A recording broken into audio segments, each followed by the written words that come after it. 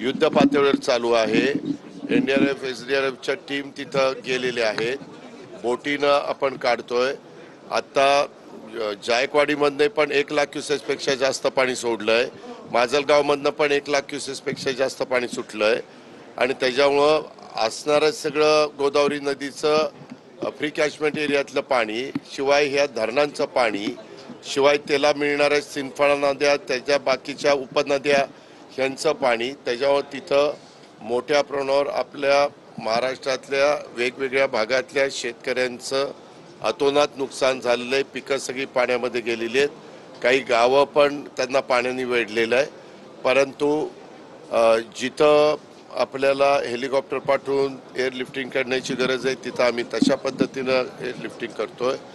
जिथं आपल्याला बोटी पाठवून त्यांना सुरक्षित ठिकाणी आणता येईल तिथं तशा प्रकारे आपण आणतोय।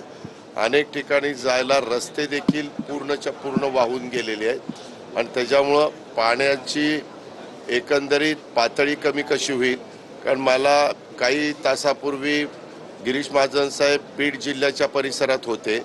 ते एका ठिकाणी पाहणी करायला जाताना रस्त्यावर 5 फूट पाणी होतं आणि येताना तेच पाणी 7 फूट झालं। असं पाणी पण अजूनही पाऊस थांबलेला आहे। पाऊस बराचसा आता कंट्रोलमध्ये आलेला आहे, पण पाण्याची पातळी वाढती ही वस्तुस्थिती खरी आहे आणि त्याच्यामुळं सगळेच असे घाबरून गेलेले त्या भागातली लोक, आमचे शेतकरी, आमचे सर्वसामान्य जनता। मला सगळ्यांना आवाहन करायचं आहे की मुख्यमंत्री, उपमुख्यमंत्री, सर्व मंत्रीगण आजची कॅबिनेट मीटिंग झाल्यानंतर सगळे आपापल्या वेगवेगळ्या भागामध्ये पुन्हा दौऱ्यावर निघणार आहेत आणि अधिक गतीनं ह्या सगळ्या संकटातनं बाहेर काढण्याच्या करता ज्या ज्या गोष्टी कराव्या लागतील त्या गोष्टी करण्याच्या करता राज्य सरकार कुठेही निधीची कमतरता भासू देणार नाही।